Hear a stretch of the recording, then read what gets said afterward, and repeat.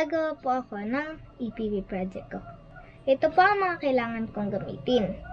Lata, papel na may design, and then kung gusto niyo po maglagay ng designs ay, ayan po, cardboard, gunting, glue gun, at saka glue stick, ruler, and pencil.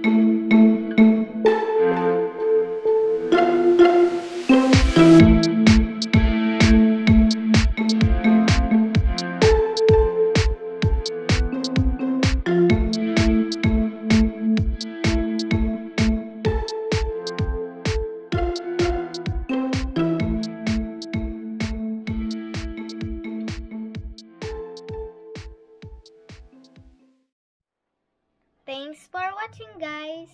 Don't forget to click the subscribe button and the notification bell for more updates videos. Thank you po! Bye-bye!